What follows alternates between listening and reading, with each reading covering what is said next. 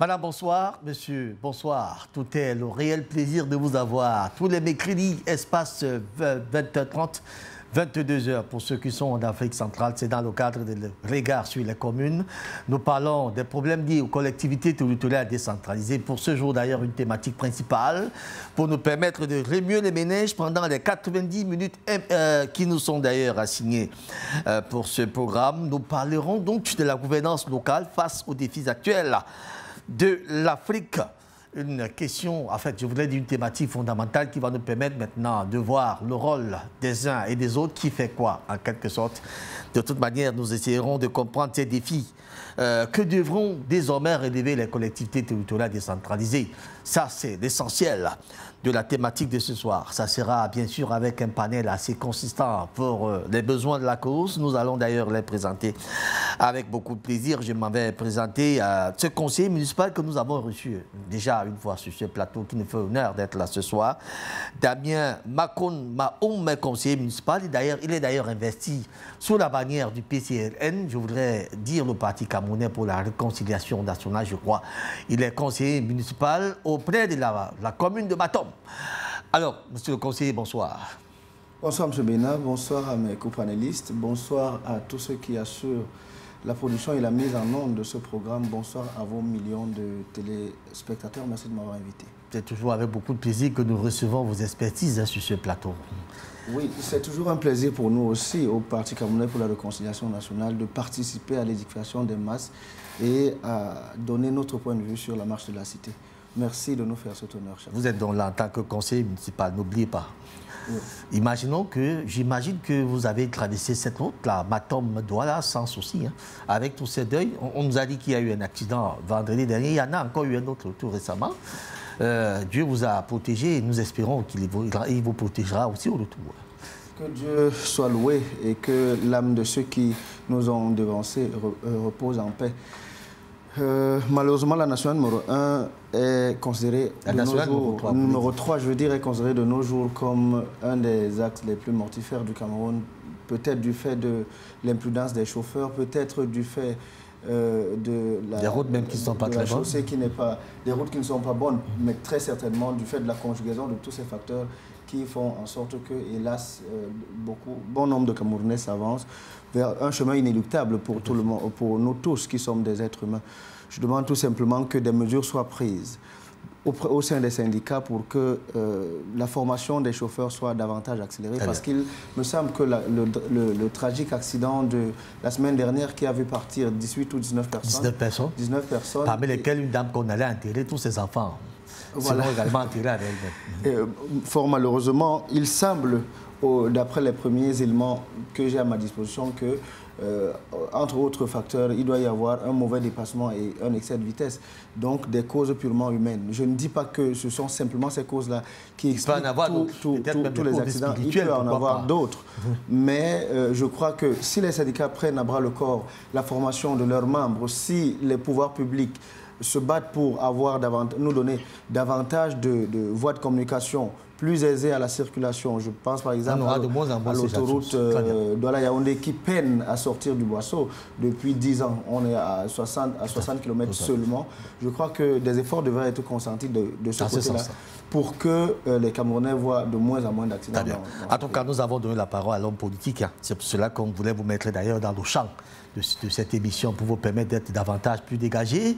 J'espère que vous avez repris tous vos esprits et que maintenant vous êtes plus dégagé pour aborder la thématique qui sera d'ailleurs des nôtres d'ici quelques secondes. Tu as le temps de recevoir aussi sur ce plateau deux autres illustres invités ce soir. Eros Ekwala, il est agro-environnementaliste, spécialiste en management des projets et ingénierie du développement local. Eros Ekwala est pratiquement, depuis quelque temps, très fréquent sur ce plateau. D'ailleurs, nous l'aimons aussi. Eros, bonsoir et merci de nous rendre visite. Bonsoir Raoul, bonsoir à vos millions de téléspectateurs, bonsoir aux panélistes. J'aimerais ce soir dire un bonsoir particulier au top management de Dash Media, particulièrement de la télévision, qui fait pas mal d'efforts pour édifier les masses, notamment sur les questions liées aux enjeux du développement local, liés au contexte actuel de la décentralisation et tout ce qui va avec. Donc ce soir, c'était un plaisir renouvelé que d'être là pour apporter un peu de la lumière à l'édification des masses et à la construction de la cité. C'est tout à l'honneur de Boni Dachako, le président directeur général de Dash News. En tout cas, c'est une panoplie de chaînes. Vous avez une chaîne de télévision spécialement dans le news, je voulais dire dans l'information qui est Dash News. Vous avez une autre qui fait dans le sport et le divertissement. Et vous avez deux radios qui font également dans le même sens. Et bientôt, ça sera un organe de presse écrite qui sera effectivement mis en branle. Donc, c'est un groupe de presse qui se façonne et qui façonne d'ailleurs son public, comme vous avez dû le constater. Alors, Reros, vous n'êtes peut-être pas un homme politique, mais on peut quand même vous tatouiller un peu pour demander comment est-ce que vous vivez ces derniers instants ici à Douala avec pratiquement ce climat qui, ma foi, dérange un peu. Il fait chaud, il fait frais, il fait chaud, il fait frais. On ne comprend plus. Est-ce que c'est encore le réchauffement climatique? Oui, qu'on le veut, non, ce sont les effets dus au changement climatique qui sont aujourd'hui, qui attirent l'attention sur le plan global, sur le plan mondial, auquel les pays en voie de développement comme le Cameroun, qui ne sont pas forcément des acteurs de premier ordre, mais qui sont ces victimes de ces effets dus au changement climatique. Il revient tout simplement aux populations d'adopter les mesures de protection qui permettent à ce qu'on s'adapte à ces changements-là et maintenant de mettre sur pied des mécanismes de résilience, d'adaptation à ces variations des climats-là qui ont un impact non seulement sur la santé, sur l'activité agroéconomique également. C'est des impacts multiples auxquels il faudrait désormais s'adapter à partir de nos comportements, nos manières de vivre et nos façons de faire. Très bien, merci beaucoup, Eros Ekwala, agro-environnementaliste, spécialiste en management des projets, ingénierie et développement local. Vous nous rendez visite encore ce soir. Et bien sûr, notre troisième invité sur ce plateau, c'est Germain Djeka Elonguet. Germain Djeka Elonguet, ingénieur qualité, hygiène, santé, sécurité, environnement, universitaire, expert en consultant et bien sûr formateur. Et il faut rappeler que Germain Djeka Elonguet également fait partie désormais aussi de nos consultants de ce programme. Alors Germain, bonsoir et merci de nous rendre visite ce soir aussi. Hein.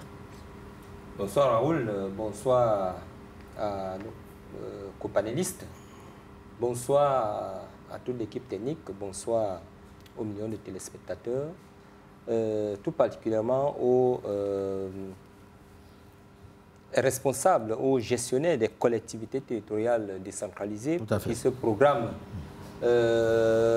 est conçu, est fait pour apporter un plus dans le cadre de leur quête à la performance, à l'amélioration des conditions de vie. Vous voulez parler des maires, des présidents des conseils régionaux, et des conseillers municipaux, et des conseillers régionaux, des sénateurs, et tout ce qui a un lien avec les collectivités. Exactement, dans un contexte où il faut s'approprier. Sans oublier le chef d'État, le président Paul Biya, et bien sûr le ministre du développement local, je crois, et de la décentralisation, c'est ça? De la décentralisation, du développement local. Exactement. Un certain Georges Langa Obama, ça nous sommes au Cameroun. Pour ceux qui le connaissent d'ailleurs, il a été nommé il y a quelques années maintenant, je crois.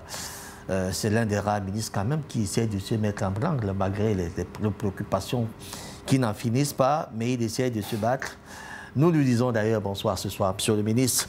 Alors, Germain, voilà, tout comme Yaoundé, ces grandes villes du Cameroun, des ordures, hein, déambulent pratiquement les rues. On a comme l'impression que personne n'y est pour dire stop. Vous avez les préfets qui s'intéressent très souvent au budget des communes, mais ne s'intéressent pas à la sanité des villes, alors qu'ils constituent quand même les tutelles de ces communes. Vous avez les mêmes qui, ma foi, je me demande très bien s'ils connaissent exactement que le dehors là pue, véritablement. Vous avez déjà fait un tour là dehors?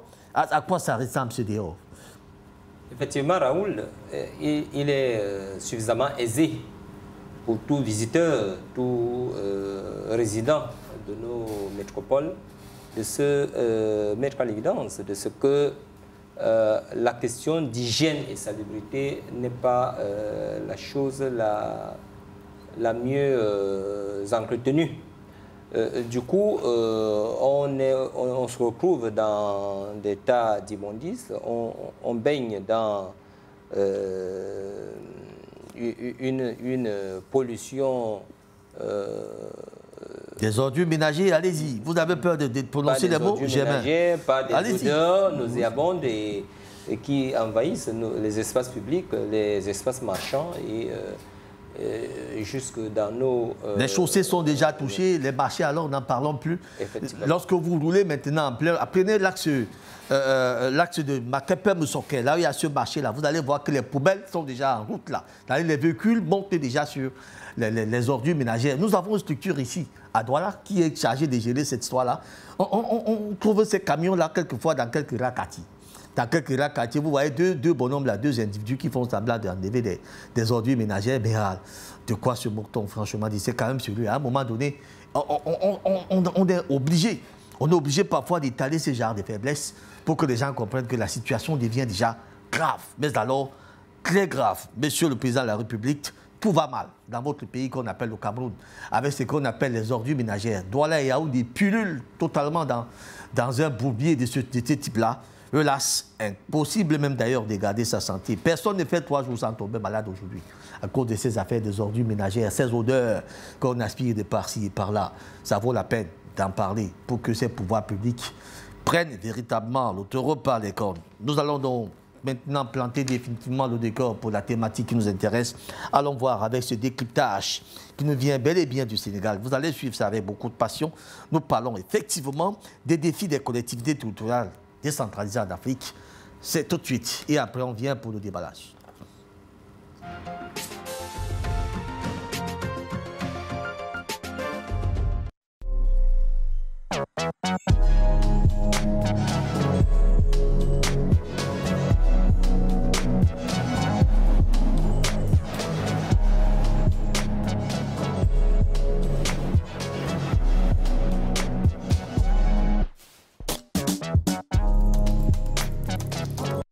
Bienvenue sur ma chaîne Solutions Gouvernance. Je suis Sekou Chérif Diallo, je suis sociologue.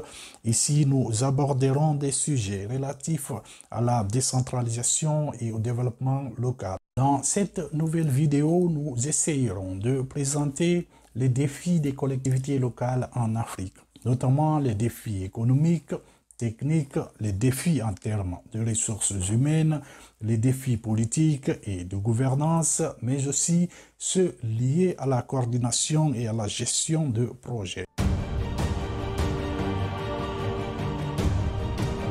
Les collectivités locales en Afrique sont souvent confrontées à des défis tels que la pauvreté, le chômage, l'insuffisance d'infrastructures et des services de base tels que l'éducation et la santé. Ces défis sont souvent interconnectés et complexes. Par exemple, la pauvreté peut contribuer à la faible qualité de l'éducation et de la santé dans la communauté, ce qui peut à son tour limiter les opportunités économiques et perpétuer le cycle de la pauvreté. Concernant le rôle des collectivités locales dans la mise en œuvre de projets de développement, il faut le rappeler, les collectivités jouent un rôle important car elles sont les mieux placées pour comprendre les défis auxquels la communauté est confrontée. Elles ont une connaissance approfondie des besoins et des défis locaux, des contraintes et des opportunités pour le développement local. Elles peuvent ainsi jouer un rôle important dans l'identification des problèmes spécifiques à la communauté, tels que la pauvreté, la malnutrition, le manque d'accès à l'éducation et à la santé, le manque d'opportunités économiques, entre autres. Pour enclencher une dynamique de développement, elles peuvent mettre en place des mécanismes de participation citoyenne pour assurer que les besoins et les préoccupations de la communauté sont pris en compte tout au long du processus de développement.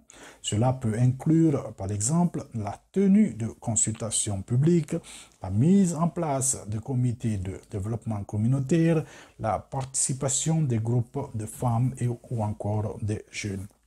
Il est important qu'elles soient impliquées dans toutes les étapes du processus de développement. L'implication active des collectivités locales peut également aider à renforcer leur confiance dans le processus de développement et à améliorer leur capacité à s'impliquer dans des projets futurs. Elles doivent également être impliquées dans l'évaluation des projets de développement. Les responsables de développement doivent rendre des comptes aux membres de la communauté sur les progrès et les résultats des projets et prendre en compte les commentaires et les préoccupations des membres de la communauté. La transparence et la responsabilité sont essentielles pour renforcer la confiance des membres de la communauté dans le processus de développement et pour garantir la durabilité des projets.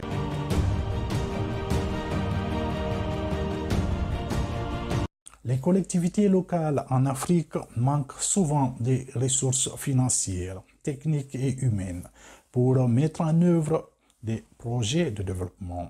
Cela peut limiter leur capacité à répondre aux besoins de leur communauté et à travailler efficacement avec d'autres acteurs du développement. La plupart des collectivités locales en Afrique ont des budgets limités et elles dépendent souvent des subventions du gouvernement, ce qui peut être insuffisant pour répondre aux besoins de la communauté. De plus, les collectivités locales manquent souvent de personnel qualifié et de capacités techniques pour planifier, mettre en œuvre et évaluer efficacement les projets de développement. Cela peut les rendre dépendantes de consultants externes, ce qui peut être coûteux et peut limiter leur capacité à mettre en œuvre des projets à long terme.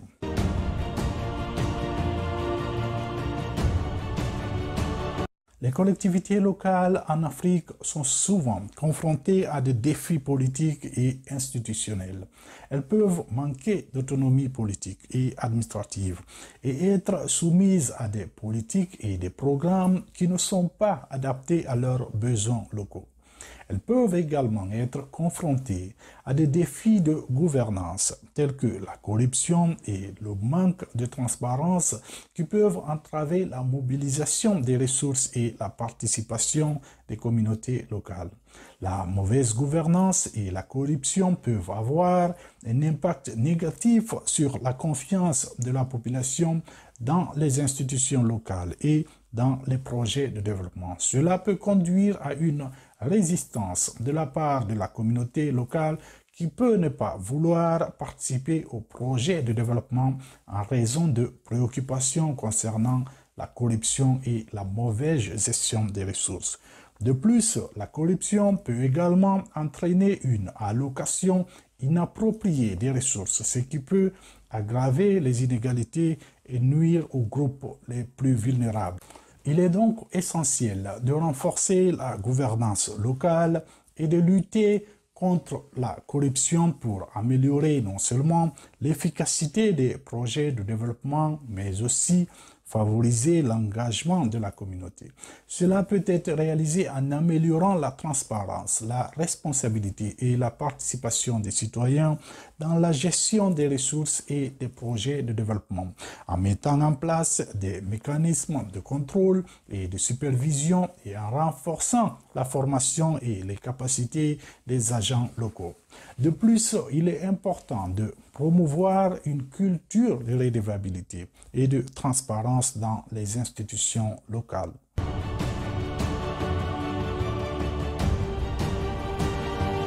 Les collectivités locales en Afrique sont souvent confrontées à des problèmes de coordination et de collaboration avec d'autres acteurs du développement et cela peut entraîner des chevauchements de projets et une utilisation inefficace des ressources disponibles.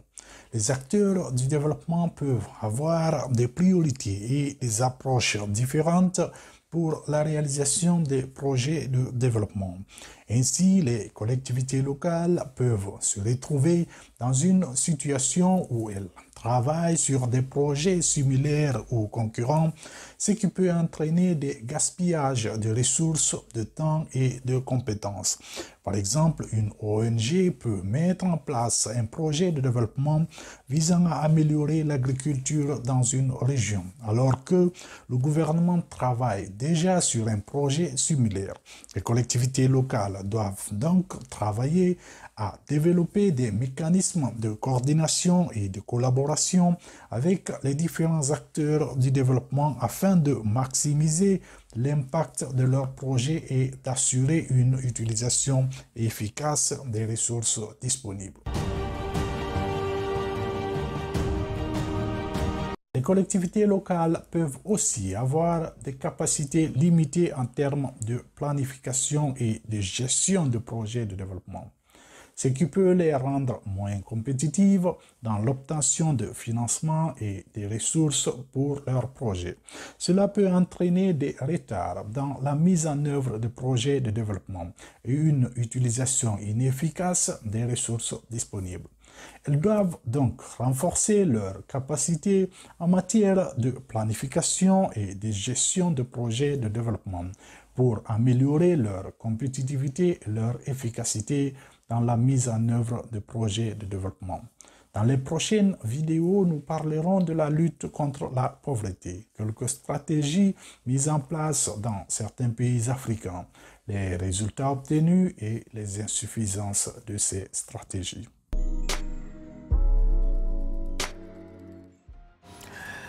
Merci donc à la réalisation pour cet élément. Alors, Damien, monsieur le conseiller, commençons déjà par comprendre ce qu'on entend par gouvernance locale. Qu'est-ce qu'une gouvernance locale? La gouvernance locale est l'ensemble des actions qui participent à ouvrir le processus de prise de décision à la base, afin d'avoir une décision concertée à partir de ceux sur qui cette décision-là sera appliquée.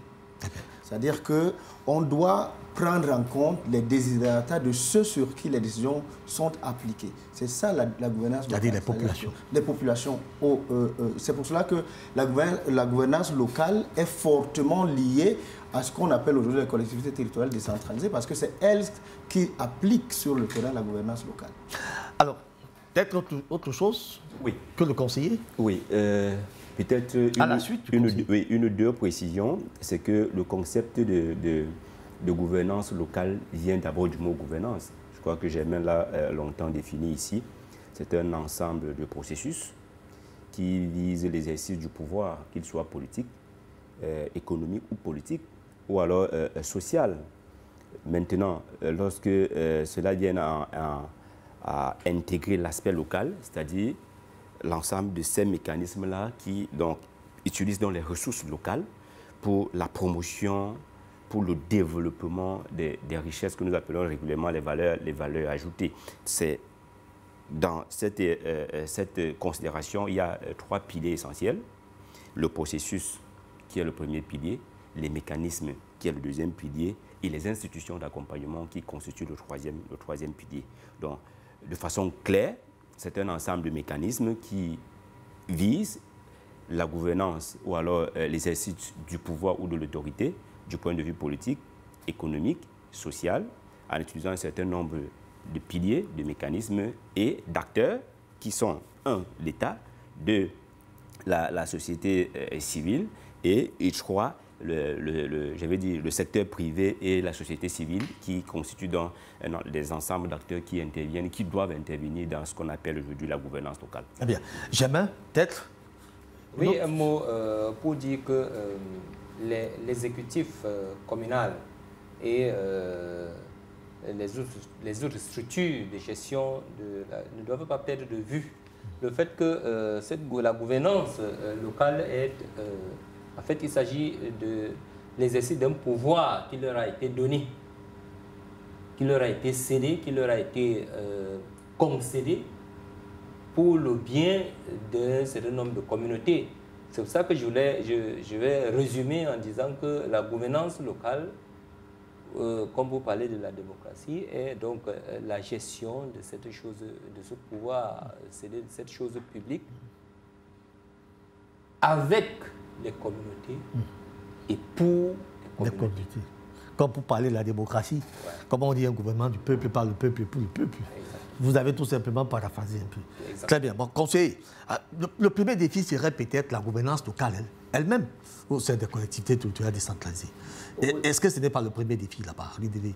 Oui, vous savez, les défis... Vous qui êtes conseiller municipal. Les défis aujourd'hui en Afrique, de façon générale, ce sont des défis physiologiques. C'est-à-dire que, je veux dire que nous ne cherchons pas encore à aller conquérir la planète Mars, nous ne cherchons pas encore à fabriquer des avions de chasse, etc.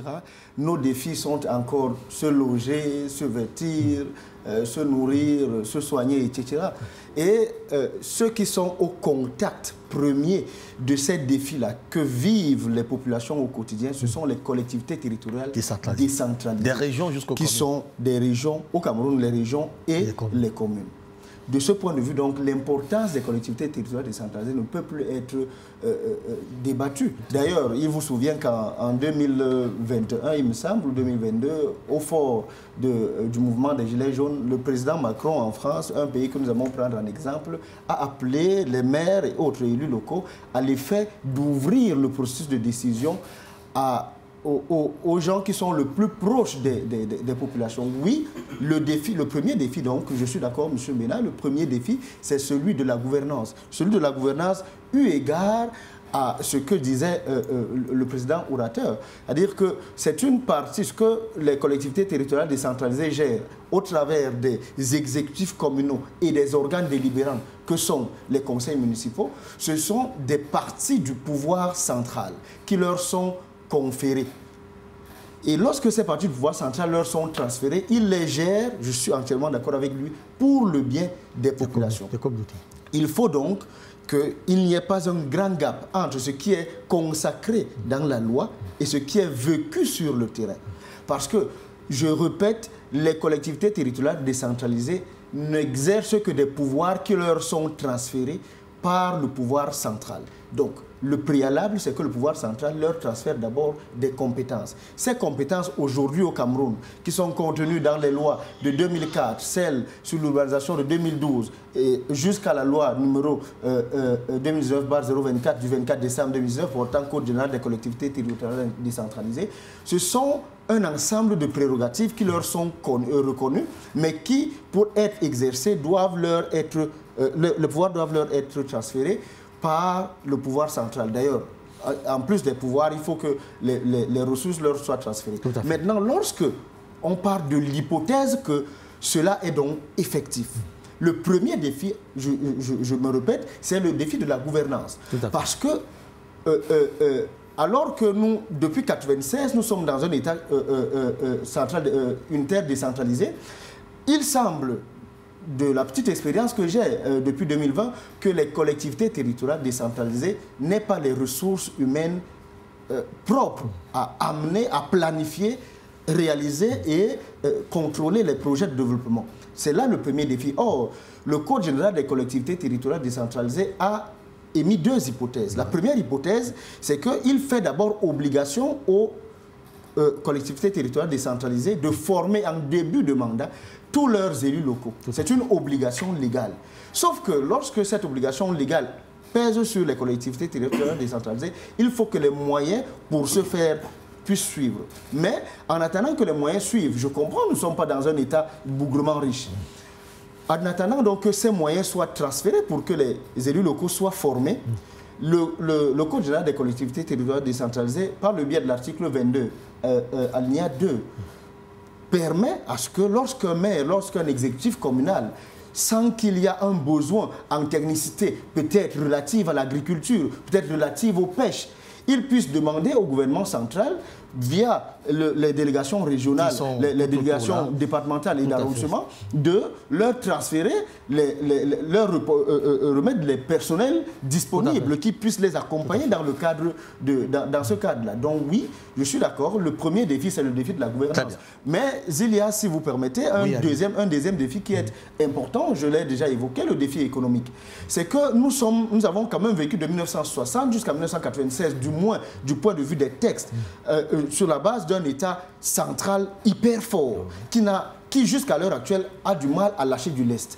Il lâche du lest du point de vue des lois. La 2019 que j'ai évoquée par exemple, sur le point des pouvoirs transférés. Mais il continue à garder la corde au niveau du point de vue des ressources. Or, l'article 24 du Code général des collectivités territoriales décentralisées leur fait obligation au pouvoir central, lorsqu'il a transféré des compétences, de transférer aussi les ressources pour que les ressources puissent permettre aux collectivités territoriales d'exercer effectivement les pouvoirs. Donc oui, de ce point de vue, parce que disons-nous qu'en dehors des quelques taxes directes et autres produits de récupération, par exemple la dégradation de la chaussée, par exemple l'exploitation forestière, les collectivités territoriales décentralisées ne produisent pas jusqu'à l'heure actuelle des ressources nécessaires à leur fonctionnement. Elle continue donc.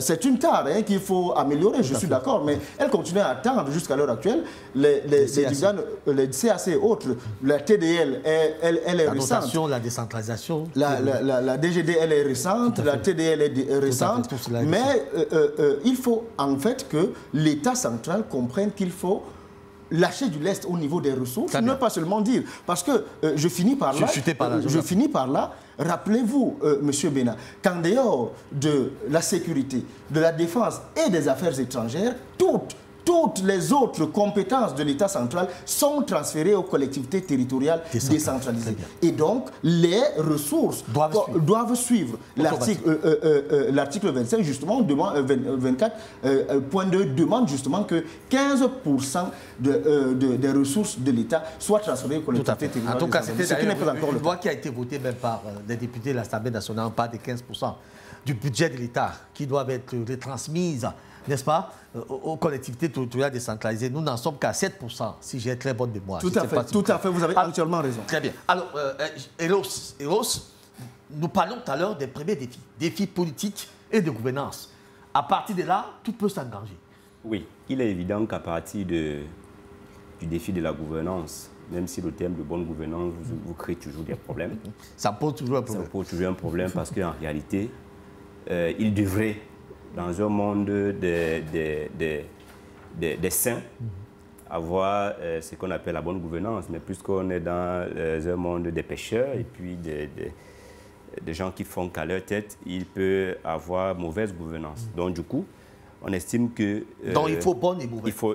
Bonne et mauvaise. Non, il faut une bonne gouvernance comme défi. Tout à fait. Défi à relever pour les collectivités territoriales décentralisées. Non, pas des défis politiques, de gouvernance. Oui, les deux vont ensemble. Oui, les défis. Puisque s'il n'y a pas gouvernance, en réalité, il ne peut pas avoir gouvernance politique. Il faudrait qu'il y ait d'abord volonté de bonne gouvernance, qu'il y ait des attitudes et des comportements qui garantissent la bonne gouvernance, pour qu'en réalité, on parle de bonne gouvernance, de gouvernance politique. Ce qu'il faut noter, c'est que la problématique, ou alors les impacts, sont visibles à plusieurs niveaux différemment, selon qu'on soit dans un système purement anglo-saxon et selon qu'on soit de l'autre côté dans un système purement francophone. Parce que on parle là de la bonne gouvernance dans les CTD en Afrique. Il y a un travail excellent qui a été fait il y a quelques années par l'Institut de recherche et d'application des méthodes de développement qui établit nettement ces différences-là selon qu'on soit dans un système à vocation francophone et qu'un système à vocation anglophone. Et qui, dans ses conclusions, essaye de dire que les concepts de gouvernance locale sont nettement mieux appréhendés, mieux développés et mieux suivis dans les systèmes à vocation anglophone, parce qu'on tient compte de deux facteurs. On tient compte que toutes les collectivités ne font pas face aux mêmes réalités. Du coup, il y a ce qu'ils ont appelé les principes j'allais dire quoi, les fonctions régaliennes ou obligatoires, qu'on appelle les monitory functions, et les fonctions, les compétences discrétionnaires, qu'on appelle permissive functions. Donc, du coup, selon qu'on soit une commune rurale, ou alors une collectivité rurale ou une collectivité urbaine, il y a des fonctions, ou alors des compétences obligatoires, et il y a des compétences spécifiques liées à la réalité telle qu'elle est vécue sur le terrain. Du coup, même la façon de gouverner a quelques variances, quelques différences, même si de façon globale, il y a des grandes lignes qui tiennent compte quand même du principe général de la gestion et du management des affaires publiques. Maintenant, en fonction des spécificités, il y a des réalités, même dans le développement de projets, dans la formulation de projets, dans la recherche de financement, dans la coordination et la planification de ces projets-là. On doit tenir compte d'un certain nombre de facteurs qui tiennent compte de la réalité sur le terrain. Maintenant, il se pose, et c'est un défi sous-jacent, la participation des populations. Il faudrait que les collectivités, les exécutifs communaux essayent de fédérer les populations dans les projets de développement et quitte à ce que ces populations s'intéressent et qu'elles apportent leur contribution, qu'elle soit matérielle, qu'elle soit financière, qu'elle soit humaine, au développement de ces projets qui sont destinés à l'amélioration des conditions de vie des populations. Le conseiller municipal parle de transfert des ressources, de transfert des compétences, on est d'accord. Mais qu'est-ce qui... Cela devait être ipso facto. Ipso facto. En attendant que cela soit effectif, qu'est-ce qui empêche aux collectivités locales même pas d'aller chercher, de développer des compétences?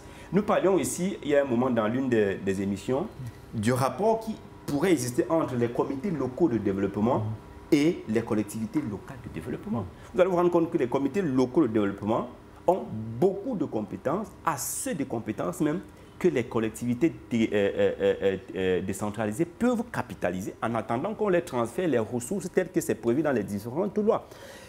Je ne veux pas dire que le transfert des compétences et des ressources qui n'est pas encore effectif est une bonne chose. En attendant que cela soit effectif, on peut quand même bouger. On peut quand même se bouger. On peut développer même des compétences à l'intérieur même des exécutifs communaux pour des mairies et des conseils régionaux qui ont déjà du personnel.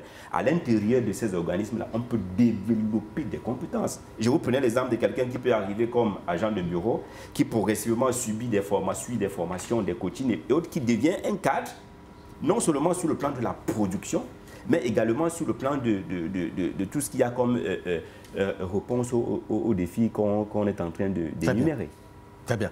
Alors, Germain Djeka Elongue, nous parlions tout à l'heure des défis politiques et de la gouvernance. On en a suffisamment suivi. Alors, après là, on peut penser aux défis liés à la planification et à la gestion des projets de développement. Là aussi, cela manque à nos collectivités territoriales décentralisées.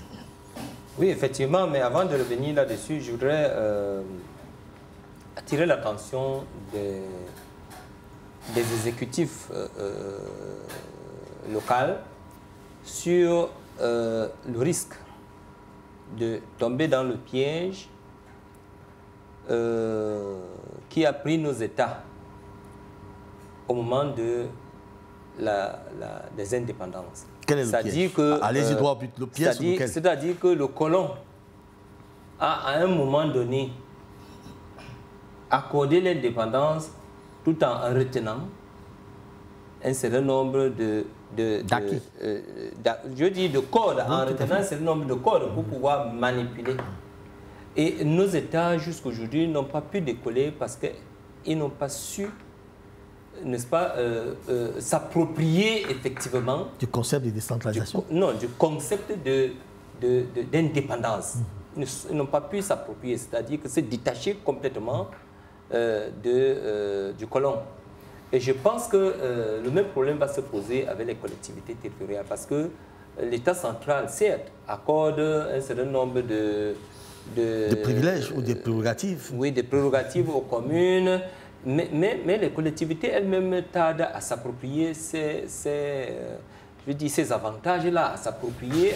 Et jusqu'aujourd'hui, Jamais, ne parlons pas en l'air, de façon palpable. Quels sont les avantages qui sont accordés par l'État central dont devraient saisir les collectivités territoriales décentralisées pour se mettre en branle? Voilà. Dans quel aspect, par exemple? Aujourd'hui, dans plusieurs aspects, je vais citer... notamment la gestion des ressources locales. Oui. Qu'est-ce qui est accordé aux collectivités territoriales par l'État et qu'elles ne parviennent pas à saisir? Elles ne parviennent pas à saisir. On peut citer quelques exemples de communes qui ont essayé de bouger, mais le mouvement ne peut pas être, on va dire quoi, ne peut pas être productif s'il est individuel, s'il est individualisé. On a vu au niveau de la commune de Ndiombe-Pendia comment l'exécutif, à un moment donné, a agité on va dire... l'exploitation des mines de surface. Sauf qu'il a démontré que le feu maire, Paul-Éric Kingé, n'avait pas raison sur cette question. On a vu les mêmes choses. Je n'ai pas fini, jamais. Il a démontré suivant les tests. Nous parlons des tests là maintenant, nous n'imaginons pas. Il a démontré suivant les tests qui ont été d'ailleurs pendus, je voudrais dire pendus par l'administration centrale, qu'en cette époque-là, le défunt maire Paul-Éric Kingé n'avait pas raison sur cette situation. Donc, n'en revenons pas là-dessus. Je ne voudrais pas entrer dans cette logique-là. Je voudrais dire que les responsables des collectivités doivent s'approprier des tests. Et c'est c'est-à-dire que s'approprier les avantages qui sont mis. Lesquels? On demande. Ils ne doivent pas attendre parce que quand. Lesquels? Quand on parle d'avantages, il y en a qui savent pas ce que c'est. Mais on vous a dit, les collectivités doivent gérer, par exemple, un certain nombre de ressources comme les marchés et autres. Et puis parfois, il faut que ça se tire. On vous dit non, laissez d'abord, vous n'avez pas droit à ceci. C'est ce que je veux dire. C'est comme ça que le colon. Lui nous a limités dans notre élan d'indépendance. Et c'est comme ça que l'État central essaie de maîtriser. Je voudrais qu'on s'entende. Quand vous dites que les collectivités... Je vais y revenir. Je reviens. Vous avez la parole. Gardez-la. Laissez-moi juste vous interrompre de temps en temps. Pour que... C'est un dialogue. Nous sommes en train de dialoguer. Alors, vous parlez des avantages de la gestion des marchés. Vous savez bel et bien que la tutelle, parfois, ne lâche pas prise. Et cette tutelle est comme des pieds de Damoclès sur la tête de ces collectivités territoriales décentralisées. Que devrait-on faire? Puisque on vous dit, on vous donne le pouvoir et on le retire. Qu'est-ce qu'il faut faire? Ces collectivités, à quoi on peut donc leur retoucher là? C'est pour ça que je parle de s'approprier des ressources. Qui sont les leurs, peut-être? Qui sont transférées. C'est-à-dire que on ne peut pas vous transférer un certain nombre de ressources, un certain nombre de structures à gérer et après on vous dit non, ici ne faites pas encore ça parce que c'est pour ça que je dis et dans ce cas on fait quoi? Ils risquent de tomber dans le même piège. Dans ce cas on fait quoi? Quand vous dites ne faites pas, qu'est-ce que vous faites? La réalité c'est que les collectivités territoriales doivent se structurer, doivent se mettre en syndicat, doivent s'approprier des compétences. Très bien. Et si elles attendent des compétences, toutes les compétences de l'État central va leur en donner autant qu'il va pouvoir les contrôler. Je dis, c'est normal qu'il puisse les contrôler, mais autant qu'il va vouloir les libérer. C'est-à-dire que... Revenons dans la question que je vous ai posée tout à l'heure. On parle des défis de planification, de gestion des projets. Défis de planification, de gestion des projets. Voilà, donc, cela semble être aussi un cas. Cas pour le défi de planification, je l'ai insisté d'abord sur un point. Les États ont du mal. Aujourd'hui, les États africains, le Cameroun... Nous n'avons pas assez de temps, je vous appelle. Oui, j'y vais je vous suggère... J'ai dit, ont eu du mal à se développer. Je vous suggère de suivre mon questionnement parce que ça va nous permettre de gagner en temps et de poursuivre. Les communes, les collectivités doivent innover. Tout à fait. Dans le développement, elles doivent innover. Tout à fait. Elles doivent créer des richesses. Tout à fait. Parce que ce qu'elles vont attendre de l'État, l'État va donner à la dose qu'il veut contrôler, qu'il veut vous manipuler avec. Donc il faut créer des richesses, il faut innover. Et c'est ça qui, j'étais en train de dire que c'est ça qui nous a manqué, il faut innover. Il faut innover, il faut créer des richesses qui vont pouvoir nous donner une certaine autonomie des CC qui vont permettre à certaines communes de s'épanouir, pour qu'on puisse faire un certain nombre de choses. Tout à fait. Et aujourd'hui, ce n'est pas ce qui manque. Il faut simplement que les collectivités s'approprient des ressources humaines qui leur sont transférées pour l'instant pour pouvoir innover. Très bien. Alors, conseiller, peut-être vous voulez rebondir quelque part? Oui. Je crois que le plaidoyer, peut-être ce n'est même pas un plaidoyer, mais bon, si ça en était un, il serait à charge contre les collectivités territoriales décentralisées. Lorsque j'écoute les deux précédents orateurs, je dois rappeler qu'il ne faut pas confondre une collectivité territoriale décentralisée qui est un organe public à une entreprise privée. Une entreprise privée qui a une initiative privée et donc dont le but est de créer de la valeur. Certes, il y a des passerelles, mais il faut savoir que le déploiement des collectivités territoriales décentralisées sur le terrain est encadré. Lorsque commence vous appelez ça, un exercice budgétaire, les programmes sont connus. Ceux qui seront financés sont connus.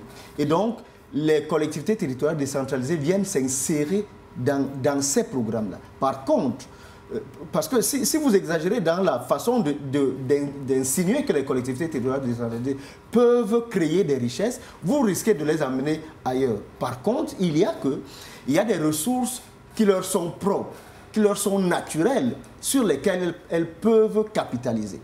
Par exemple, une collectivité qui a en son sein un port et donc qui, du point de vue de la taxe de développement local, peut avoir des rentes. Oui, j'entends que cette collectivité peut donc se mettre en branle pour pouvoir multiplier ce qu'elle peut avoir là. J'entends aussi qu'une collectivité comme celle de Matom, où je suis, peut créer, par exemple, une forêt communale et commencer à multiplier ses revenus. Qu'elle peut, du point de vue de la collaboration PPP, privé... ça fait partie de la création des richesses. Oui, mais je ne veux pas que ce soit pris dans l'absolu. La création des richesses est limitée au niveau des collectivités territoriales décentralisées. Lorsque je parle de la création d'une forêt communale, elle procède d'une autorisation de qui? Du pouvoir central. Tout à fait. Vous avez les hôtels, vous avez les auberges municipales. Lorsque je parle, par exemple, des logements sociaux, lorsque je parle des auberges, lorsque je parle des boulangeries, des plantations et autres plantations, il y a que cela ne peut pas être fait sur fonds propres de la commune parce que la commune ne crée pas encore. Lorsque la commune crée aujourd'hui, les CAC arrivent dans les communes le plus souvent 2 mois après la date indiquée. C'est-à-dire que les CAC qui disposent quand même des moyens pour le faire. Je suis d'accord, les CAC doivent arriver 1 fois par trimestre. Ils arrivent 2 mois avant. Il arrive parfois, et ça a toujours été le cas d'ailleurs, que les CAC de l'année N arrivent à l'année N+1. Sauf que pendant ce temps, il y a des charges incompressibles des communes. L'eau, l'électricité, le loyer, le personnel, etc. Des charges de fonctionnement. Si une collectivité réussit à créer une forêt communale qui lui fait rentrer, par exemple, par mois 30 millions, je dis n'importe quoi, et que ces charges de fonctionnement sont de 32 millions, vous aurez l'impression que cette collectivité territoriale ne fait pas d'efforts. Et pourtant, elle fait des efforts pour ne serait-ce que assurer le bon fonctionnement de sa commune, dont le préalable est que le personnel soit bien entretenu. Donc, oui, les collectivités peuvent créer, mais le préalable, les collectivités exercent un pouvoir central qui leur est conféré par le pouvoir central, que le pouvoir central exerçait avec des moyens. Il n'est donc pas possible de dire aux collectivités, occupez-vous de l'éducation, occupez-vous de la santé, occupez-vous du sport et loisirs, mais nous gardons l'argent ici, cherchez les moyens pour le faire. Ce n'est pas possible. Par contre, je suis d'accord, en partie d'accord pour dire que oui, les collectivités peuvent faire des efforts pour ne pas attendre tout le temps de l'État central des rentes pour pouvoir fonctionner. Qui ne donne presque rien. On parle de 100 millions de francs CFA, 100 milliards. On parle de 100 milliards pour la dotation de la décentralisation. Chaque année, 100 milliards. Il y a 360 communes au Cameroun. On parle des CAC. Il y a des communes même qui reçoivent 7 millions hein, comme CAC. 7 millions, 13 millions. Ça, je sais de quoi j'en parle. Parce que ça procède de la péréquation. Et il y a des conseils municipaux, des sections de conseils municipaux qui vont au-delà de 7 millions. Hein. Ça, je vous assure. À Matom, là-bas, je suis convaincu que vous allez au-delà de 7 millions pour organiser un conseil municipal avec le préfet qui vient et toute sa bande là. Malheureusement, on ne peut pas s'offrir ce loisir. On ne peut pas s'offrir ce loisir pour le moment, se permettre ce loisir pour le moment. Parmi les quelques principes, il y en a 12 de façon globale qui régissent la gouvernance locale. Il y a un principe essentiel, l'innovation et l'ouverture d'esprit au changement. Il y a un problème. Ouais. Quand vous regardez la cartographie communale ou alors des collectivités territoriales, quelle est la commune, de votre point de vue, sur les 7% des compétences et des ressources qui sont déjà transférées, qui répond à ce principe? Quelle est la commune qui répond au principe d'équité? Si vous permettez, je peux répondre. Attendez, quelle est la commune en Afrique, notamment francophone, qui répond au principe d'efficacité et d'efficience? Vous avez parlé tout à l'heure des PDM, des conseils municipaux et autres. Dieu sait combien ça coûte. Alors que tout a coûté, on a besoin juste d'un point d'eau à motricité humaine. Tout à fait. Ça coûte combien? Tout à fait. Je suis d'accord que la loi a prévu un certain nombre de mécanismes de transfert de compétences, de ressources et autres. Je suis d'accord. Mais pendant qu'on n'y est pas encore, on est à 7%, selon vous, des ressources transférées ou transférables. En tout cas, pas selon nous, selon la vérité. Selon la vérité, oui. qui coûte quelques centaines de milliards. Qu'est-ce qu'on fait? On s'assoit, on continue à pleurnicher? Non, nos populations méritent mieux. Il est important aujourd'hui que les collectivités locales en Afrique, notamment dans les pays en voie de développement, mettent sur pied des mécanismes leur permettant d'atténuer un peu, on ne veut pas dire de résoudre tous les problèmes, tout à fait, mais d'atténuer un peu le déficit qu'il y a dans le transfert des compétences et des ressources par rapport à l'État central. L'un des piliers, c'est le partenariat. Il y a des possibilités de partenariat. Seulement, que ce soit local, la coopération internationale, que ce soit en interne, dans le pays, que ce soit à l'international. Justement parce que ces collectivités sont fermées sur elles-mêmes. Alors, les collectivités, dans leur mode d'action et leur mode opératoire, vous allez vous rendre compte qu'on n'écoute que les camarades politiques. On n'écoute que ceux qui nous ont aidés à arriver là où nous sommes arrivés. Il faut avoir l'ouverture d'esprit au changement. L'État ne donne pas. L'État a donné 7%. Qu'est-ce qu'on fait? Quelles sont nos priorités? Vous allez vous rendre compte que dans certaines communes, on ne connaît même pas les priorités, justement parce que vous avez démontré sur ce même plateau que dans certaines communes, on ne connaît même pas les problèmes, on ne connaît même pas la configuration même de la commune du point de vue territorial. Combien de fois alors les problèmes des populations, on ne peut pas apporter des réponses efficaces aux problèmes des populations qu'on ne maîtrise pas, qu'on ne connaît pas. Il faut les identifier. Alors, une réponse à 2 buts et puis vous prenez la parole. Laissez-le répondre, s'il vous plaît. Répondez là. D'accord. Je rappelle d'abord que le triptyque de la gouvernance dans une commune, c'est la concertation, la codécision et la co-réalisation. Et je rappelle aussi que lorsque vient le moment de penser le développement d'une commune, on commence le plus souvent, j'imagine que l'aîné n'a pas trop flirté avec ces milieux-là, et donc il imagine que nous sommes encore à l'ère de la pierre taillée. On commence par des consultations publiques, c'est-à-dire qu'on va auprès des populations. Via leur besoin. Je veux dire, via les chefs de village, pour collecter leurs desiderata, pour actualiser ce qu'on appelle les PCD, les plans de développement. En tout cas, le PNDP vous a aidé à faire tout ça. Alors, lorsque cela est fini, on conçoit ensemble les programmes d'investissement annuels, les PIA, et on conçoit ensemble ce que lui semble confronté aux communes, qui est un accompagnateur des communes qui sont les comités de développement. Et après, on associe encore les populations. Lorsque les projets sont réalisés, on associe encore les populations au suivi et au contrôle de ces projets. Mais je ne peux pas laisser passer quelque chose.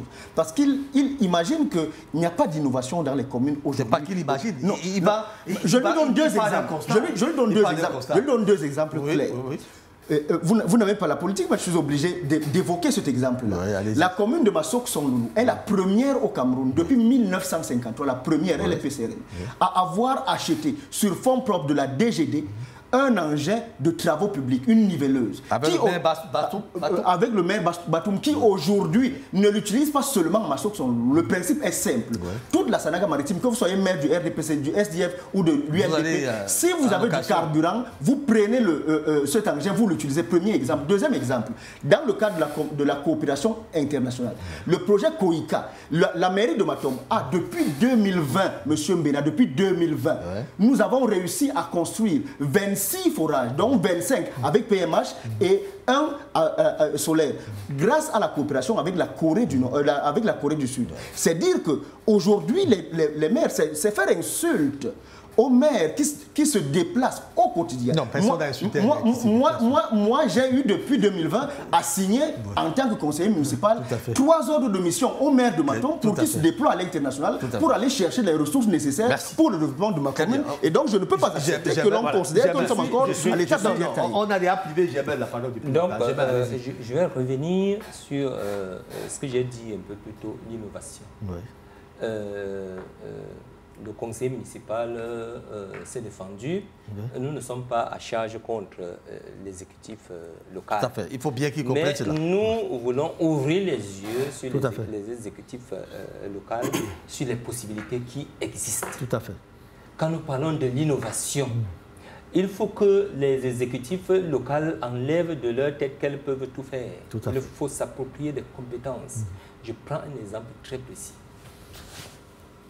nous parlions au début ici, nous avons parlé ici au début des déchets, qui est un problème aujourd'hui à Douala, par exemple, pour ne prendre que la ville de Douala. Or, dans la gestion des déchets, on a quitté le paradigme du déchet problème à un autre paradigme du déchet solution richesse.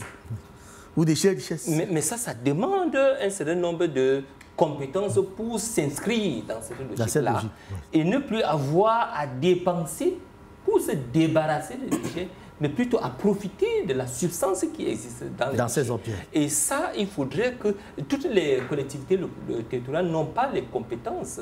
Et l'État même n'en a pas suffisamment. Sinon, l'État ne serait pas en train d'accumuler des dettes dans le cadre de la gestion des déchets avec les structures qui s'en occupent. Elle aurait déjà franchi le cap. Or, ces possibilités-là existent et elles sont réelles, elles sont palpables, elles sont pratiques. Ça, c'était un exemple précis pour... dans un autre cas, on a dit que les collectivités territoriales travaillent dans le cadre du bien-être de leur population. Ouais. Il est donc également possible d'organiser les populations, et c'est pour ça que dans un autre conseil, on parlait de la gouvernance ou la gestion locale. Participative. Oui, participative, mais aussi pas... Il faudrait que les populations s'approprient, n'est-ce pas, les défis.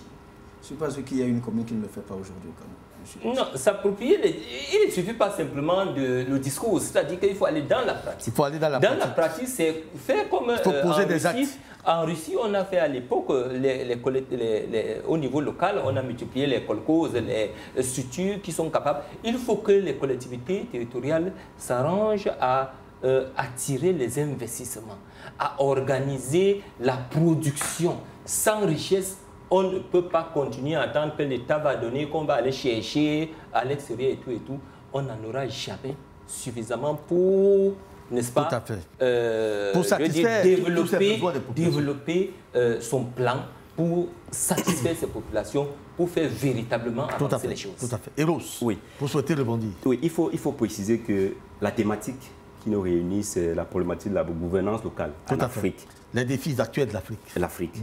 Donc, ce n'est pas une focalisation sur une commune précise. Sur la commune de Matom. Si Matom, il est conseiller municipal à la commune de Matom. Si Matom on peut lui concéder cela. Il est conseiller municipal à la commune de Matom. Si Matom a réussi à faire, dans le cadre de la coopération et des partenariats, un certain nombre d'actes d'innovation. Ce n'est pas le cas ailleurs. Le Cameroun a quand même 360 communes. Ne parlons que du Cameroun, ne parlons pas de la Guinée, du Mali, des autres pays africains dans lesquels la télévision est écoutée et regardée. Le Cameroun a 360 communes. Le Cameroun a 10 conseils régionaux. Mon département de Mungu a au moins 7 communes. On peut en citer.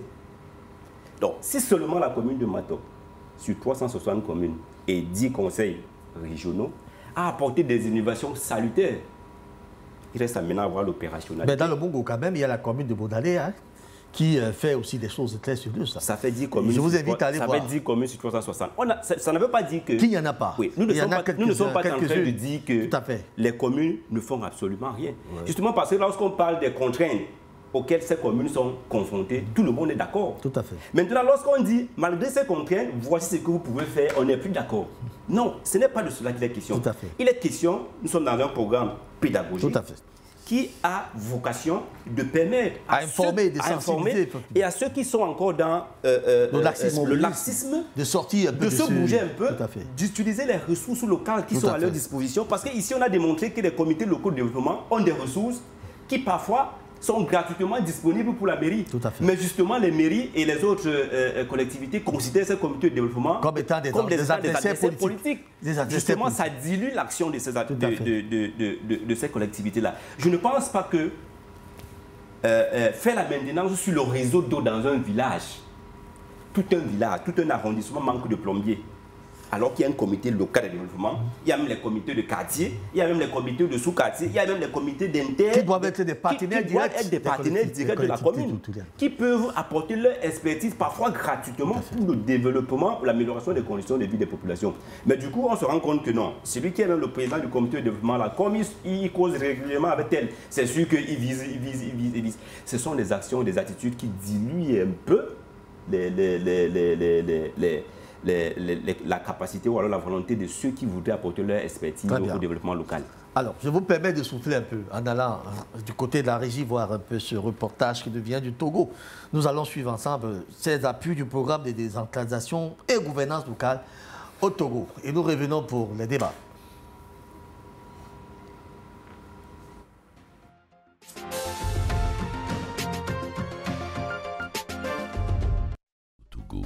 Mais quel est ce programme et de quelle manière intervient-il?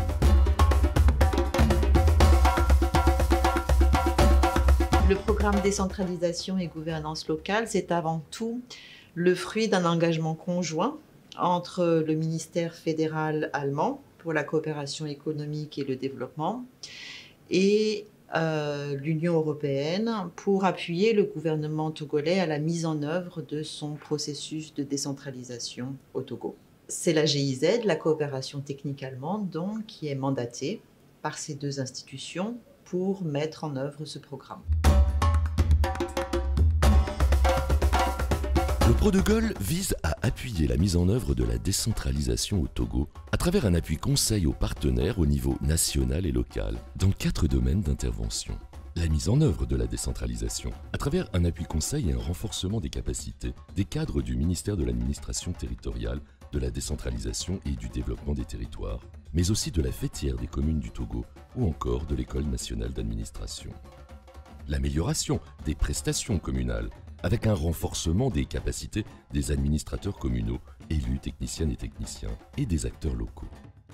La décentralisation fiscale et la gestion des finances locales à travers un appui conseil au ministère de l'économie et des finances, aux communes et aux services déconcentrés de la Direction générale du Trésor et de la comptabilité. Enfin, la modernisation de la gestion de l'état civil avec un renforcement des capacités des services et des agents de l'état civil. Le protocole a commencé ses appuis avant la tenue des élections communales en juin et août 2019. Bien avant ça, il y a eu plusieurs activités, toujours dans le sens de renforcement de capacités. La formation des anciens membres des délégations spéciales, tout comme les acteurs au niveau central que nous sommes, que ce soit sur les questions de décentralisation, les questions de gestion budgétaire et les échanges d'expériences avec d'autres pays. Je peux vous affirmer que cette direction en a suffisamment bénéficié comme tout autre acteur impliqué dans le processus. Par rapport au cadre du ministère en charge des collectivités locales, plus de 70% d'entre eux sont désormais dotés des capacités et des ressources nécessaires pour accompagner les 117 communes dans l'exercice de leur mandat. Au niveau communal, nous appuyons nos partenaires à améliorer la gestion et l'administration communale de manière à ce qu'ils puissent offrir et assurer des prestations de services de qualité aux citoyennes, aux citoyens, lesquelles prestations de services répondent effectivement aux besoins et aux intérêts exprimés par les populations concernées. Dans les 13 communes dans lesquelles il intervient, le protocole appuie différents acteurs dans plusieurs thématiques. Ceci à travers un appui conseil et un renforcement de capacité des agents communaux et la mise en œuvre de différents outils stratégiques.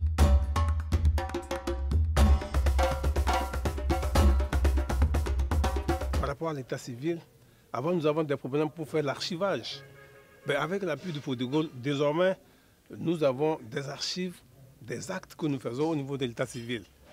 Désormais, les citoyens ne peuvent pas avoir des problèmes pour obtenir son acte. La formation des agents, l'encadrement a permis donc de boucher les trous de déperdition. Les fonds collectés au niveau de l'état civil ont triplé. Ce sont des acquis spectaculaires. Nous avons également été formés sur l'exécution du budget. Comment doit être tenue la comptabilité de l'ordonnateur? Toutes ces questions nous ont permis, nous au niveau des élus, d'être capables d'assurer une bonne gestion de notre commune. L'assiette fiscale, les chiffres ont bougé, carrément triplé, voire quadruplé par la collecte des taxes parce qu'il y a eu la formation de ces agents-là. Tous ces appuis du Prodegol n'auraient aucun impact si la population n'était pas profondément impliquée et sensibilisée. Le Prodegol a donc appuyé le ministère et les communes pour l'organisation d'événements publics pour informer les citoyens, au cours desquels ils sont consultés à propos de leurs besoins et de leur opinion sur la planification communale et informés sur les différents outils de participation citoyenne dont ils disposent. Actuellement, nous sommes dans une communauté, dans un village où nous rassemblons les femmes. Donc les femmes se sentent en confiance dans leur milieu. Et là, ce qu'elles ont, elles arrivent à l'exprimer et nous autres, à notre tour, nous prenons tout ce qu'elles disent et nous travaillons là-dessus pour voir les projets que nous pouvons mettre en place pour pouvoir les aider.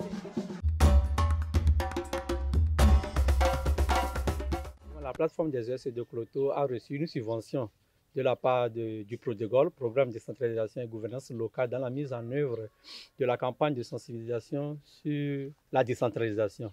À travers les communications qui ont été développées lors de cette campagne de sensibilisation, j'ai compris l'implication, l'adhésion et la participation de tous les acteurs, notamment celle des jeunes et des femmes dans ce processus de décentralisation, afin d'accompagner leur commune dans un développement inclusif. Le concept de décentralisation, je ne le connaissais pas, je ne le maîtrisais pas. Mais après la sensibilisation, j'ai compris que c'est une délocalisation du pouvoir et qui se rapproche plus des communautés. Et nous pouvons maintenant aisément exprimer nos problèmes, nos préoccupations et exposer nos projets auprès des maires de nos communes. Ce programme prend fin en janvier 2022, mais la relève est déjà en cours de planification et notamment dans le cadre d'un partenariat de réforme entre le gouvernement togolais et le gouvernement allemand qui vient juste d'être conclu en juin 2021 et qui prévoit l'appui au secteur de la bonne gouvernance dans 3 domaines. D'abord, solidifier les structures de l'État et stabiliser les comptes publics. Ensuite, appuyer la planification du développement local et le développement des territoires. Et enfin, favoriser et promouvoir les cadres de concertation pour améliorer, renforcer la participation citoyenne aux différents niveaux de la gestion des affaires publiques.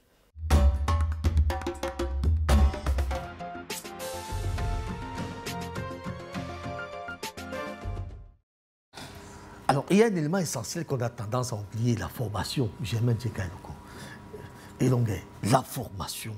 On parle de gouvernance, mais il faut former des acteurs. Effectivement, Raoul, quand on parle de compétences, on ne peut pas être loin de la formation. C'est-à-dire que les compétences ne vont pas simplement être celles que l'État central va nous transférer ou va nous céder. Elles ne vont pas être simplement les compétences que nous allons rechercher sur le marché national et même international, mais elles peuvent aussi être des compétences que nous allons créer chez nous, que nous allons, à travers la formation, nous allons permettre à nos collaborateurs, à nos acteurs, nos principaux acteurs, d'acquérir un certain nombre de compétences qui vont permettre à la commune d'asseoir une nouvelle façon ou plutôt un certain nombre d'innovations pour permettre de créer de la richesse. En fait, c'est de ça qu'il s'agit. Les communes doivent se placer dans la logique de forcer la main à l'État. Ce n'est pas de gaieté de cœur. L'État donne et puis a tendance, et il faut savoir que dans l'administration, il y a des fonctionnaires, il y a des représentants de l'État véreux. Et si vous ne forcez pas la main, vous allez demeurer, n'est-ce pas, à la place qu'il veut que vous soyez. alors que la loi, alors que vous donne un certain nombre de coudées. Vous parliez tantôt de la commune de... On va aller très vite, on a vraiment plus de temps. Oui, juste, je chute par là. Il faut bien savoir que dans ce combat-là, ils ont quand même réussi à améliorer leurs entrées de plusieurs, c'est-à-dire à multiplier les entrées par plusieurs dizaines de fois. Hein. Ça, il ne faut pas l'ignorer. C'est d'ailleurs un avocat qui est là-bas en ce moment. Et ici à Douala, il faut savoir qu'il y a des communes. Il y a des communes qui vont même auprès on appelle ça de l'arbitre, du tribunal administratif. Lorsque ça ne va pas, l'État m'a dit que je pouvais faire ceci. Lorsque je ne peux pas faire cela, on me dit que non, je ne peux pas. On fait quoi? On saisit l'arbitre. Ça veut dire que ces mères doivent de temps en temps saisir l'arbitre quand ça ne va pas. C'est-à-dire qu'elles doivent s'approprier ce qui leur a été mis à leur disposition pour... Quitte à aller au tribunal si c'est là. Effectivement. Et puis le tribunal, ce n'est pas seulement pour dire qu'on a perdu. Mais quand on perd, l'État central aussi fait son... se regarde dans une glace et dit attention, peut-être que nous avons trop serré ici. On a trop serré, il faut les lâcher un peu. Mais c'est comme ça. Alors, Héros, c'est quoi là? Maintenant, nous en sommes à une autre question. Qui fait quoi? C'est une question fondamentale. Il y a les acteurs du développement. Au sein des acteurs de la décentralisation, vous avez le conseil municipal, vous avez les conseillers municipaux eux-mêmes, vous avez les exécutifs municipaux et vous avez les populations également à travers les communautés de part. Qui fait quoi? On peut maintenant s'interroger. On commence par le conseil municipal. Alors, heureusement que nous avons un conseil municipal sur le plateau. Il va nous édifier davantage. Mais le peu que je sache est que le conseil municipal est un organe délibérant, c'est-à-dire qui pose un certain nombre d'actions sur la prise de décision au sein de la collectivité, l'adéquation avec la loi, l'adéquation avec les problèmes et les priorités liées au développement par rapport à la communauté, l'orthodoxie dans la gestion financière et puis tout ce qui entre dans ce qu'on appelait tout à l'heure la bonne gouvernance. Un conseiller municipal n'est rien d'autre qu'un représentant de sa collectivité, de sa population dans l'organe au niveau de la collectivité territoriale décentralisée. Maintenant, l'État central qui a une responsabilité de contrôle, d'appui conseil et d'accompagnement. C'est pour cela que les préfets et les autres, de temps en temps, lorsque ça tend un peu à sortir de la piste, il recadre un peu. Maintenant, la société civile et le secteur privé, ce sont entre autres des acteurs qui, de mon point de vue, et même du point de vue des textes, doivent apporter leur contribution au développement socio-économique dans l'environnement dans lequel ils se trouvent. Donc, de mon point de vue, il y a pas mal d'acteurs qui, chacun à son niveau, a un rôle à jouer, jusqu'aux médias qui ont un rôle régalien de communication, de promotion, de développement. C'est pour cela que vous avez ouvert vos antennes dans le cadre de ce programme pour aux collectivités locales pour leur permettre d'aborder leurs problèmes, de s'améliorer, de s'amender, de communiquer, de faire connaître même leurs actions auprès de leur population. L'élément que vous venez de diffuser m'a inspiré deux choses. Là, vous faites très rapidement, je vous en prie. On n'a que 10 minutes pour partir. Voilà, on ne le parlera jamais assez. La formation. Lorsqu'on parle de développement des compétences, c'est de la formation. Les pays comme le Cameroun, on a aujourd'hui une école qui forme dans l'administration locale, la NASLA à Buea. Les mairies, il suffit de diminuer 20 000 dans chaque per diem de conseiller municipal. On donne la bourse à 2 jeunes qui viennent d'entrer à la mairie comme agents de bureau. On les forme là-bas dans la gestion d'un pan de gestion pour améliorer les compétences, ce qui aura l'impact sur les recettes. Vous avez vu tout à l'heure, dans le document, quelqu'un qui vous dit que les formations offertes par le GIZ leur a permis non seulement d'appréhender la notion de décentralisation et de développement local, mais aussi de multiplier leurs revenus, parce qu'ils se sont appropriés un certain nombre de mécanismes qui tiennent compte de leur réalité sur le terrain. Alors, conseiller, est-ce que ce qui manque généralement dans le rayonnement de ces acteurs n'est pas une question de collaboration? C'est une question de collaboration. Quelque part, mais permettez-moi de rebondir en 30 secondes sur une ou deux choses. La première chose, c'est que j'ai bien peur que nous tendions à confondre la collectivité territoriale décentralisée à une entreprise privée. Lorsque l'aîné évoquait par exemple la possibilité d'entretenir un réseau d'adduction en eau potable dans une commune. Alors, j'aimerais poser la question. Il y a des communes qui ont des réseaux d'adduction en eau potable. C'est une question rhétorique. C'est une question rhétorique. Pourquoi cela vous pose un problème? Ça me pose un problème en ceci qu'il a dit qu'il existe donc des ressources humaines locales qui peuvent le faire. Comme si il était dans une entreprise où le chef d'entreprise fait un bon de sortie et puis on prend de l'argent, on donne. Non, la collectivité territoriale décentralisée agit d'une certaine manière pour que l'argent puisse sortir. Je ne parle pas dit gratuitement. Ah, gratuitement. Ce serait curieux d'avoir des personnes qui sont là à votre disposition gratuitement et que la commune refuse quand même de le faire. En tout cas, même si ce n'était pas là gratuitement, il y a des moyens, il y a des moyens qu'on peut amorcer. Par exemple, je prends un deuxième petit exemple en 15 secondes. Les maires, ceux qui ont prêté serment, sont ceux qui peuvent établir les actes de naissance, par exemple, dans les communes, les actes d'état civil de façon générale.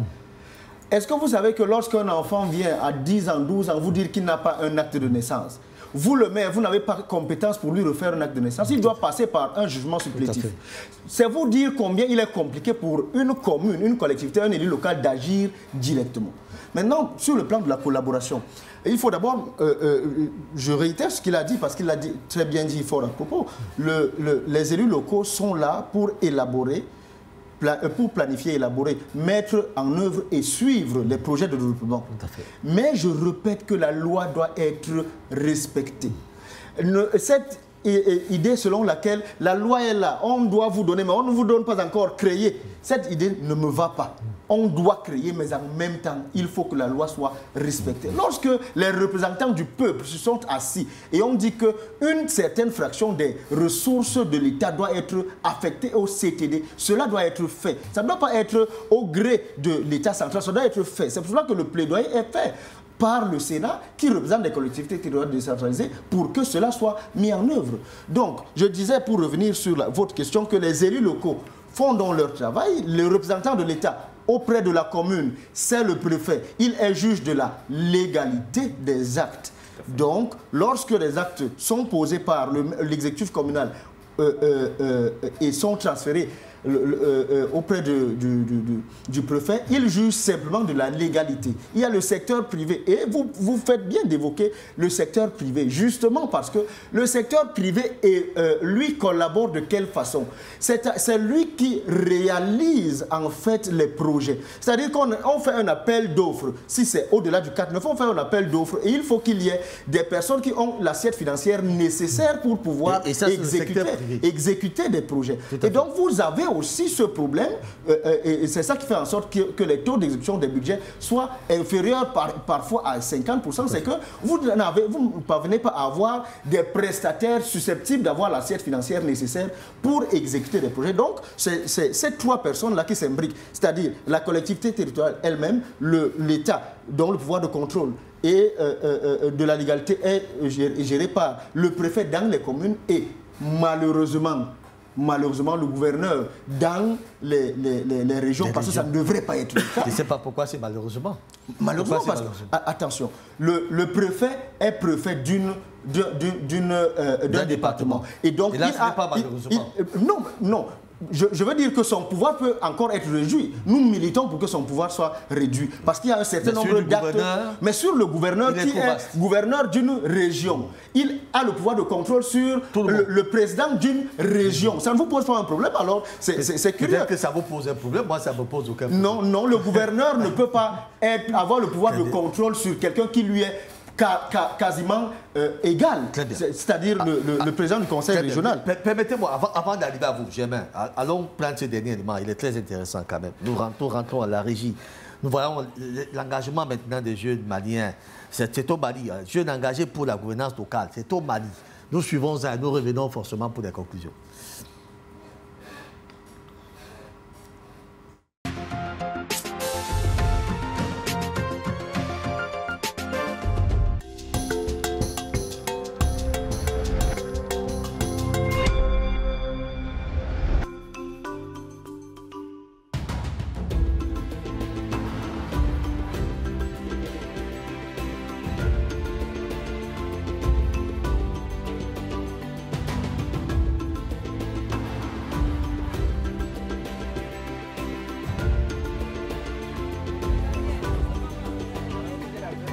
Le programme a une approche particulière que je peux considérer comme un changement qualitatif dans sa gestion. Ce sont les jeunes qui sont au cœur de ce programme. Les jeunes sont renforcés dans différentes thématiques qui sont en lien avec la gouvernance.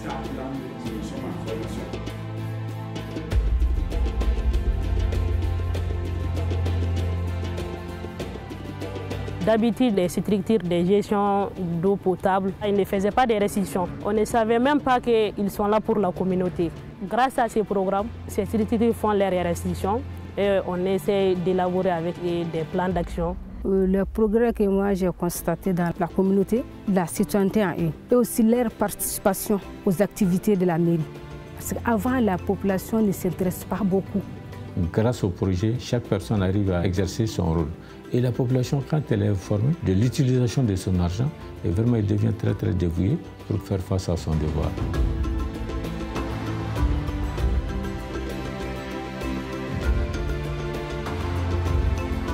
Ça a créé une alliance entre les jeunes et les autorités. Ça nous a permis aussi d'être unis, prendre des décisions face aux différents problèmes de la localité. Avec PGLR et la réhabilitation des maisons des jeunes, c'est devenu un centre fonctionnel de différentes activités. On fait des réceptions publiques dedans, des réunions des jeunes, un lieu de rencontres, d'échanges.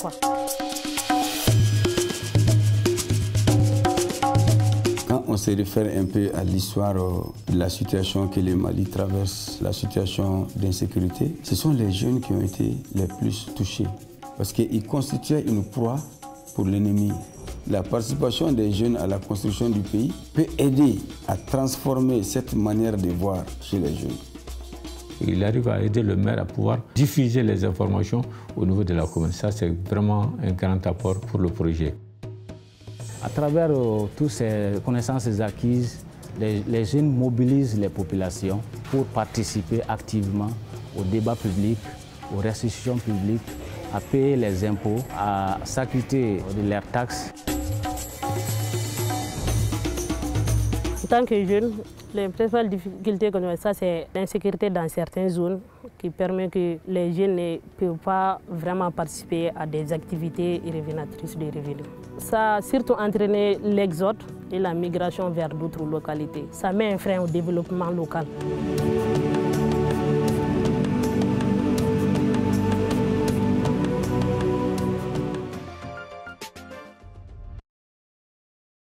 Alors, dans une dizaine de minutes, nous serons partis de ce plateau. On va vous demander de prendre 3 minutes chacun, s'il vous plaît, de passer par ce timing. Alors, Germain, vous avez d'abord demandé la parole tout à l'heure. Oui. Allez-y. Effectivement, c'était pour rebondir un peu sur l'intervention du conseiller. Le conseiller. Voilà, pour dire que, en fait, il ne s'agit pas pour les collectivités, n'est-ce pas, d'attendre la manne de l'État. Et tant que ça va se passer comme ça, elles n'auront pas de coulées. Les collectivités ne pourront pas se développer. Et nous allons tourner en rond. Il dit tout simplement de ne pas s'écarter de la loi. Il dit tout simplement de ne pas rester hors de la loi. Oui, effectivement, on respecte la loi. Je veux prendre un exemple précis. Jusqu'à présent, les collectivités... pas jusqu'à présent. Jusqu'à présent, oui, les collectivités territoriales peuvent obtenir des financements auprès du fonds qui est disponible pour elles. Je vais parler du FECOM, pour, par exemple, construire un marché. Ou des villes, par exemple. Et exploiter ce marché pour rembourser. Effectivement, c'est pour rembourser. Pour rembourser d'abord le FECOM. La dette, oui. La dette. Alors que dans d'autres communes, on a vu, moi j'ai vu dans d'autres communes, où l'exécutif est entré plutôt en partenariat avec ces populations. Vous pouvez citer ces communes-là. Ça permet d'être des cas écoles. La commune de Mandjo, vous allez trouver que là-bas, on a conçu, vous allez trouver un nombre important de boutiques conçues suivant un modèle choisi par la mairie.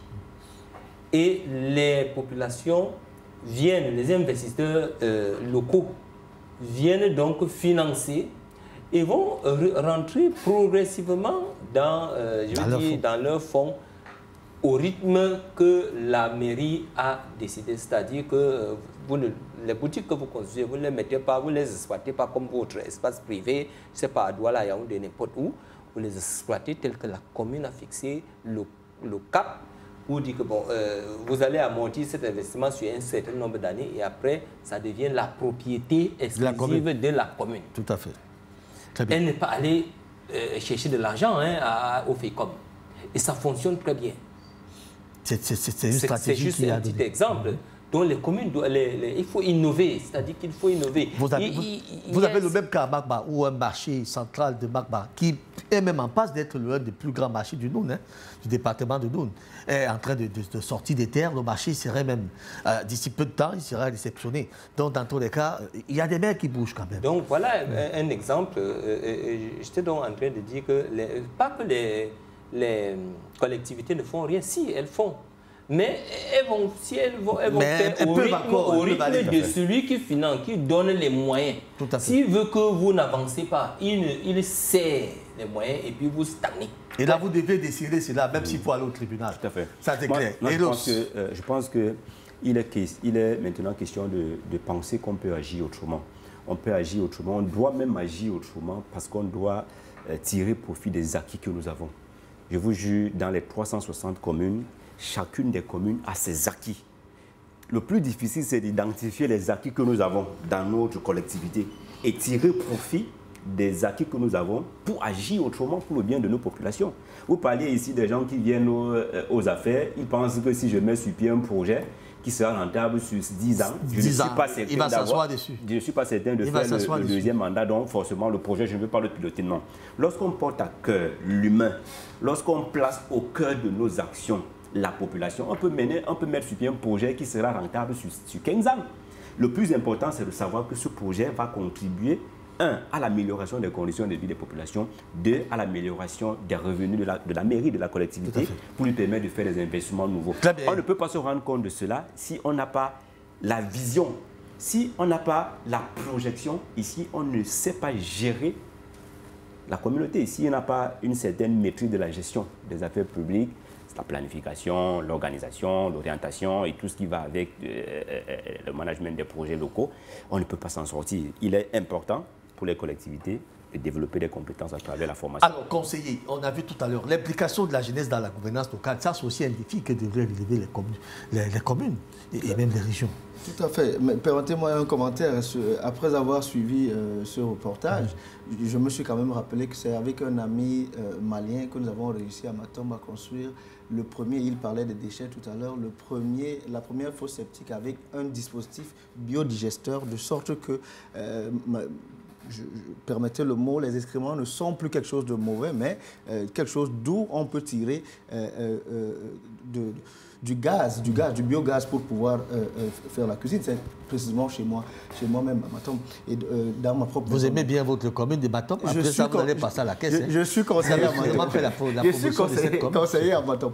Oui, la gouvernance locale est un défi. Oui, nous devons prendre en compte un certain nombre. Et puis, à l'occasion d'un débat comme celui-ci, je suis preneur de la proposition que vient de faire mon aîné. Il va de soi que lors du prochain conseil municipal à Matom, je vais leur dire que, écoutez, il y a la possibilité d'appeler des investisseurs pour qu'ensemble, bon, c'est vrai qu'actuellement au Carrefour de Matom, nous sommes en train de faire un grand marché, j'espère qu'il sera assez occupé. Et vous continuez à parler de Matom. Voilà. Très bien. Pour nous sommes sortis de ce programme nous parlions vous n'avez plus rien à nous donner comme expertise.